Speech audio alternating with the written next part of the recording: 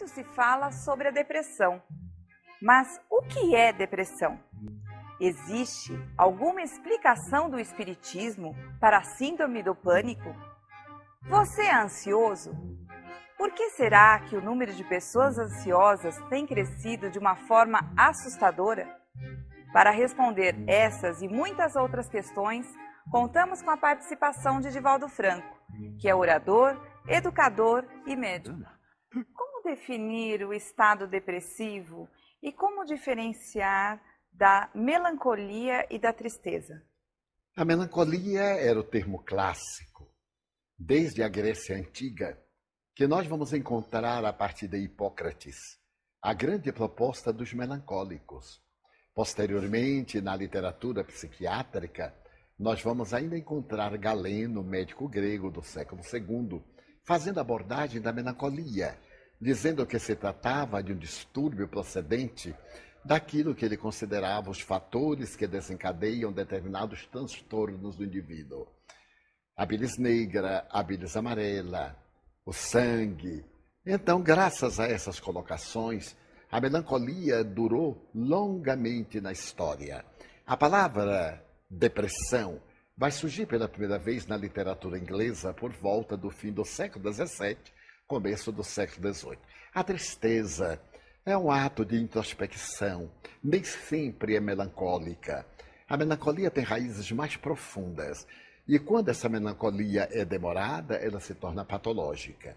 Todos temos momentos de tristeza, momentos de melancolia, que pode durar alguns dias. Freud, ao publicar por volta de 1900 um livro que ele intitulava Melancolia, ele asseverava que todo indivíduo, quando passa por uma perda, a perda de um objeto, a perda de um relacionamento, a perda de um emprego, a perda de alguém quando morre, e não concordo aí com o pai da psicanálise, porque ninguém perde outrem quando ele morre. Quando se morre, desencarna, falece. Mas quando acontece isso, o indivíduo fica triste, melancólico até 4 semanas, é normal. Mas quando isso se prolonga, é patológico. Então a tristeza, digamos, é a primeira fase do desencanto. A melancolia é uma tristeza profunda. A depressão é a denominação moderna ao transtorno da melancolia.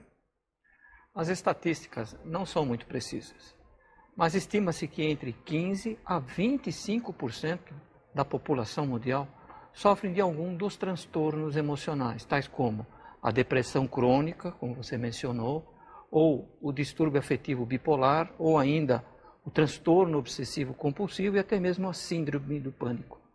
Quais as razões que levam a essa verdadeira epidemia observada nos dias atuais? Teria origem no comportamento atual da sociedade ou existem causas mais profundas por trás dessa verdadeira epidemia? Do ponto de vista espírita, todos esses fenômenos são do espírito. Doente é o espírito. Aliás, a Organização Mundial de Saúde assevera que não existem doenças, há doentes. Quando o indivíduo tem débitos perante a consciência cósmica, quando ele é um enfermo espiritualmente, ele como que tem condições de captar essas ondas de perturbação, de desajuste, estes conflitos que vêm como arquétipos ancestrais dos seus desaires, das suas aflições. Desta maneira, a melancolia e a depressão, os distúrbios do pânico e outros transtornos muito graves, todos eles estão íncitos no espírito devedor. Existem, no entanto, fatores endógenos, a hereditariedade. Assevera-se que todo aquele que descende de um depressivo tem 30% de probabilidades de ser depressivo também. Mas se ele descende de um casal de depressivos, essa probabilidade sobe a 70%. As enfermidades infecto-contagiosas, as sequelas das enfermidades infecto-contagiosas levam ao estado depressivo, ao transtorno obsessivo-compulsivo, ao distúrbio do pânico e etc. Existem também os fatores de natureza exógena, aqueles externos, os relacionamentos psicossociais, os fenômenos socioeconômicos, as induções dos relacionamentos humanos, todos eles contribuem de alguma forma para a instalação desses transtornos de conduta. Foi Emílio Kraepelin, o notável pai da psiquiatria moderna, que estudou a depressão sob os dois aspectos, o unipolar e o bipolar, e que mais tarde seria transformado em distúrbio bipolar da afetividade. No entanto, há fatores hoje considerados de que esses psicossociais, o medo, a ansiedade, a solidão, são responsáveis por graves transtornos como fruto da nossa vida de tempo sem tempo. Estamos encarcerados nas horas, os compromissos perturbadores, as ansiedades. Então levam-nos a transtornos psicológicos muito graves. Mas o Espiritismo apresentou uma terceira psicogênese para todos esses fenômenos perturbadores, que é a lei de causa e efeito, a reencarnação. E nessa lei de causa e efeito, mesmo nos transtornos clássicos, academicamente considerados, o Espiritismo coloca mais uma síndrome, a da obsessão, interferência de espíritos perversos em nossas vidas. Os gregos já asseveravam que os deuses nos podem castigar. E asseveravam também que Platão e Sócrates periodicamente entravam em melancolia, e naqueles estados eram inspirados pelos deuses. Duas vertentes, a melancolia punitiva e a melancolia inspiradora. No entanto, vivemos hoje, como escreve muito bem um autor americano de nome Solomon, no livro notável O Diabo do Meio-Dia, que a depressão toma conta do mundo. Na sociedade americana do norte, 50 milhões de indivíduos são depressivos crônicos. 50 milhões de indivíduos estão em estado depressivo alternativos com recidivas. E depois do atentado de 2001, teremos um número muito maior. No Brasil, cujas estatísticas não são muito divulgadas, a depressão hoje, a melancolia, alcançam números surpreendentes.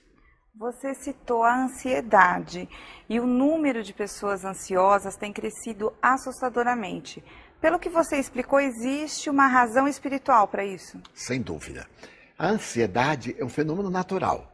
Quando nós esperamos por alguém, quando aguardamos uma notícia, quando estamos na expectativa de um acontecimento, até eu me lembro do Pequeno Príncipe. Se tu dizes que vens às 4, desde as 2 eu te espero. Essa ansiedade é normal. Mas quando essa ansiedade nos leva a batimentos cardíacos acelerados, a sudorese abundante, ao estado de expectação e de transtorno, ela já é patológica. Dessa forma, essa ansiedade dos dias modernos, pela insatisfação, pela dificuldade no trânsito, pela ausência de relacionamentos saudáveis, ela nos leva a uma situação deplorável. E então, graças a isso, espíritos perversos acoplam-se ao nosso estado espiritual de inquietação, e tudo isso desencadeia fenômenos dessa natureza. Outro distúrbio que vem tendo um crescimento preocupante e assustador é a síndrome do pânico. Qual a explicação que o Espiritismo tem para esse distúrbio? A síndrome do pânico é relativamente moderna. Segundo os historiadores da psiquiatria, foi o psicólogo da Costa, por volta de 1970, que, analisando as síndromes da depressão, na qual estava em curso o que hoje chamamos de síndrome do pânico, caracterizou esse transtorno muito grave. O nome pânico vem do deus Pan, porque na tradição grega, o deus Pan, aquele que tem parte caprina e parte humana, era o zelador das montanhas da Arcádia. Quando alguém se adentrava nos seus domínios, ele aparecia e a pessoa entrava em pânico, em sua homenagem. E esse distúrbio hoje assalta os indivíduos. Invariavelmente, a psicogênese, do ponto de vista espírita, é uma consciência de culpa. A pessoa tem uma incerteza muito grande, tem uma insegurança. Trata-se de alguém que se refugia, espírito endividado que se refugia do corpo, para fugir de determinados problemas que foram praticados em vida anterior. E quando irrompe por uma questão hormonal a síndrome do pânico, a sensação é terrível, porque é uma sensação de morte. É eminentemente um distúrbio feminino, embora atinja também, segundo os especialistas, o sexo masculino. Segundo estou informado, faltando naturalmente certeza científica, a síndrome do pânico nunca matou a ninguém durante o seu susto. Entretanto, aquela sensação horrorosa é praticamente uma sensação de morte. O que fazer? Orar. ter a certeza de que ela é de breve curso, procurar respirar profundamente, acalmar-se, vincular-se a Deus, rogar a proteção dos espíritos nobres e lentamente vem uma descarga de adrenalina das glândulas suprarrenais e o indivíduo refaz-se e passa aquele período mais doloroso, fazendo simultaneamente a terapêutica através de um psiquiatra e de acordo com a psicogênese, com psicólogo ou psicanalista. Mas eu sugeriria pessoalmente que a pessoa procurasse também as terapêuticas espíritas, a psicoterapia da boa palavra, as reuniões doutrinárias, o conhecimento de si mesmo, o autoconhecimento, os passes, a terapêutica dos passes, a bioenergia, a água magnetizada e, por extensão, o socorro que os bons espíritos propiciam através das reuniões mediúnicas de desobsessão, que dispensam a presença dos pacientes. O transtorno obsessivo-compulsivo faz a pessoa se comportar de uma forma estranha, como nós vimos no filme. Isso decorre da existência atual da pessoa ou vem de reencarnações anteriores?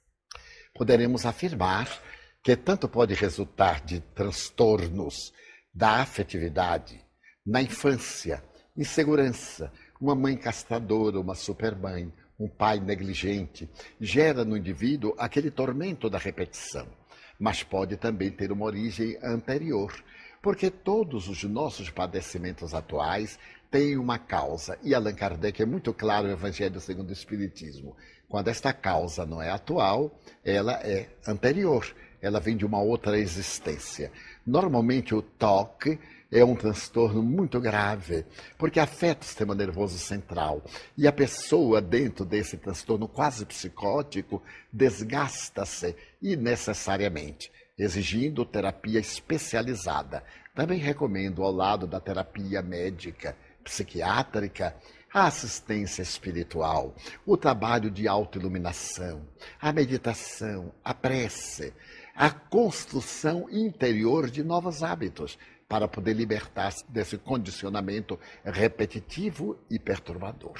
Valdo, a medicina clássica nos apresenta duas correntes distintas para obter a solução ou o tratamento, melhor dizendo, para essas síndromes e distúrbios.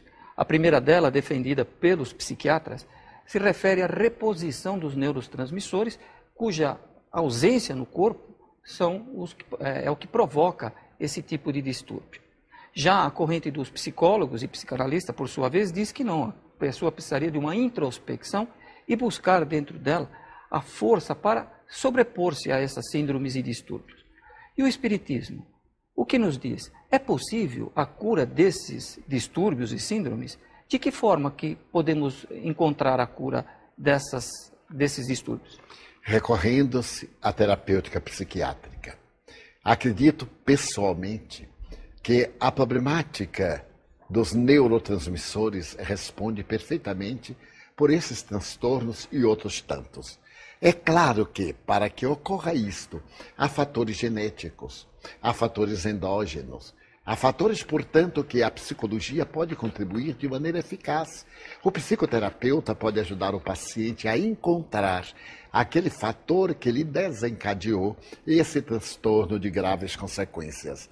Mas para que se refaçam os neurotransmissores, estou de pleno acordo com a psiquiatria clássica, quando propõe os medicamentos hábeis para poderem contribuir com essas neurocomunicações.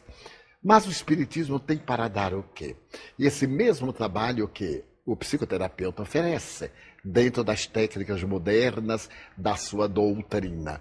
O Espiritismo, indo mais além, desperta o indivíduo para uma visão da evolução reencarnacionista, de que estes são efeitos de outros males praticados ontem, que através de um ideal, através da ação da caridade, pelo bem que possa fazer, pela reflexão, pela prece, adquire méritos, reajustam-se os neurônios, porque o perispírito robustece-se, e é o perispírito exatamente este corpo organizador biológico, dentro de cujo campo se manifestam os neurônios e todas as atividades físicas, emocionais e psíquicas.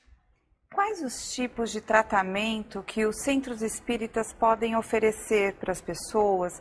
E caso eles detectem o problema, o centro espírita pode assumir o tratamento sozinho e orientar a pessoa para abandonar o tratamento médico e psicológico? Jamais. A função do espiritismo não é curar corpos. É a primeira tese. É erradicar os males que se encontram enraizados na alma e se manifestam através dos problemas orgânicos. A função do centro espírita é estar ao lado da ciência, como disse o codificador. A ciência tem a sua própria metodologia e o espiritismo não veio substituir a ciência, veio completá-la. Vai além daquelas conclusões da ciência que estuda os efeitos e o espiritismo remonta à causa. Se em algum lugar, médiuns ou instituições recomendarem o abandono da terapia médica, abandone esse lugar que deu essa proposta, porque é uma proposta que vai contra as diretrizes básicas da doutrina espírita. Todo centro espírita deve ter um atendimento fraternal, para que a pessoa apresente os seus problemas, um diálogo afetivo em que se intercambiam ideias. E o atendente fraterno é o companheiro que esclarece. Logo depois, de acordo com a problemática do paciente, ele encaminha para os diversos setores onde as nossas terapêuticas, todas elas energéticas, baseadas no Evangelho de Jesus, irão auxiliá-lo a fazer o autotratamento, o autodescobrimento, autorrealizar-se terapeuticamente, sem abandonar o concurso precioso da ciência acadêmica. As pessoas que sofrem de transtorno, esses transtornos psiquiátricos dos quais nós estamos falando, é possível que esses transtornos tenham origem na atuação de um espírito infeliz, que o espiritismo identifica como obsessor e que algumas religiões chamam de encosto. Se isso é possível, Divaldo, como identificar que isso está ocorrendo? O claro escuro entre uma problemática de ordem psicológica e psiquiátrica e uma obsessiva é muito sutil. Não há uma fronteira que possa estabelecer aqui começa o fenômeno obsessivo ou aqui tem início o fenômeno psicológico ou psiquiátrico. Naturalmente, em todo e qualquer transtorno de natureza psicológica, em qualquer uma outra síndrome de natureza psiquiátrica ou distúrbio orgânico, repito, o espírito é o doente, é válida a terapia de natureza espiritual, o despertamento do paciente para o bem, com a consequente mudança de comportamento moral, sempre para melhor. Naturalmente, os espíritos podem provocar transtornos que nós classificaríamos dentro dessas variadas denominações e ser apenas obsessão. A obsessão pode ser simples, uma indução hipnótica perturbadora. Ela pode ser por fascinação, um narcisismo, uma autoconfiança exagerada, o indivíduo ter esse complexo de superioridade, ou pode ser uma subjugação, um estágio no qual o indivíduo perde completamente o controle, tanto físico como emocional, como de natureza psiquiátrica. E então, uma análise superficial irá identificar como sendo de natureza acadêmica, mas a origem é de natureza espiritual. Prolongando-se, transforma-se também no distúrbio orgânico e nós teremos uma obsessão com um problema de natureza fisiológica.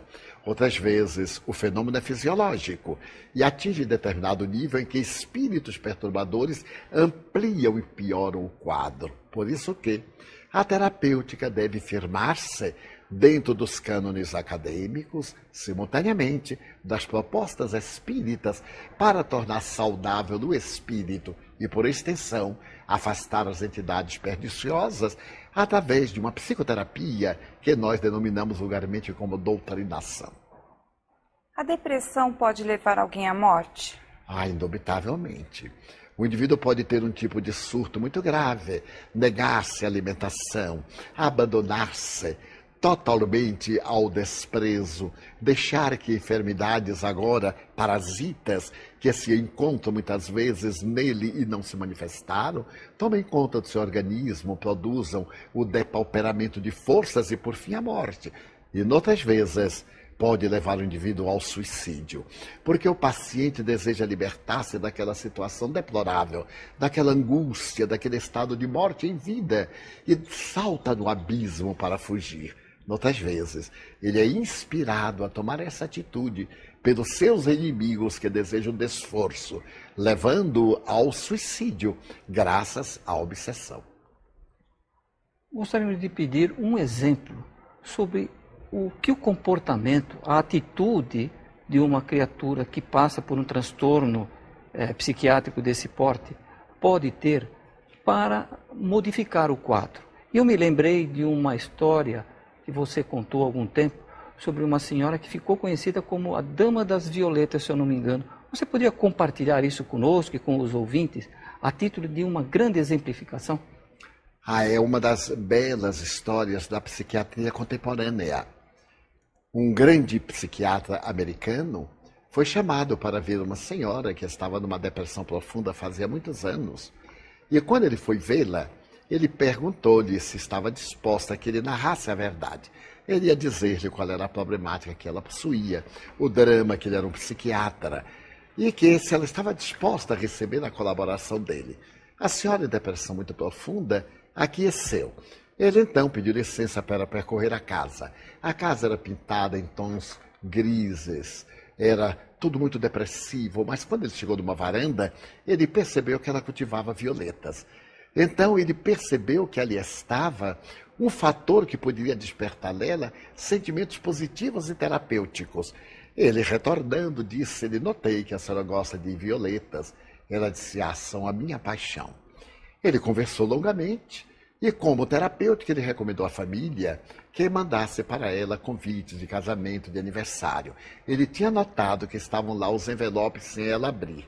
Mas antes de sair, ele disse: bom, já que a senhora gosta tanto de violetas, aqui estão cartões de convites para aniversários, para batizados. Por que a senhora não manda um vaso de violeta, um presente? Ela disse: mas doutor, não custa nada, senhora. Já que a senhora é colecionadora, mande. É uma forma de homenagear as pessoas. Ela aceitou. E a partir daí ela começou a receber muitos convites e naturalmente mandava os vasos de violeta até que eles terminaram. Ela sentiu-se agora inclinada a ir a uma casa de plantas, comprar outras tantas, e assim ela foi saindo lentamente da depressão, motivada pelo hábito de distribuir violetas. E como resultado, quando ela desencarnou, a cidade em que morava sentiu muita falta da Dama das Violetas. Muito se fala no tratamento da depressão, mas como nós podemos evitar chegar a esse quadro? Às vezes é difícil, porque o indivíduo é fragilizado. Com essas circunstâncias externas do medo, da ansiedade, da solidão, do desamor, o indivíduo fica fragilizado. E quando ocorre algo que o abala profundamente, ele foge para dentro e perde o interesse pelos valores da vida. Então, uma psicoterapia preventiva seria a busca da prece, tornar-se útil, procurar fazer o bem ao próximo, porque com isso fortalece-se. E quando viessem aqueles golpes chamados do destino, teria resistências para poder superá-los, reconhecendo o valor da sua existência. Sabendo-se útil, estaria estimulado a continuar a viver, a continuar a trabalhar em favor da sociedade. Este é um dos melhores recursos. Não aceitar o mal, procurar sempre cultivar o ideal de viver, a alegria de viver. A vida é uma bênção. O Espírito Joana de Ângeles sugeriu-me oportunamente 5 itens para a felicidade. O primeiro item, diz ela, a vida é bela. Ora bem, se nós olharmos realmente, a vida é bela. O segundo item é eu nasci para amar. A maioria das pessoas sempre acha que nasceu para ser amado. O terceiro item é eu nasci para servir. Se nós nos dedicarmos a servir, nossa vida adquire significado. O quarto item é o mal que me fazem não me faz mal. O mal que me faz mal é o mal que eu faço, porque me torno um homem mau.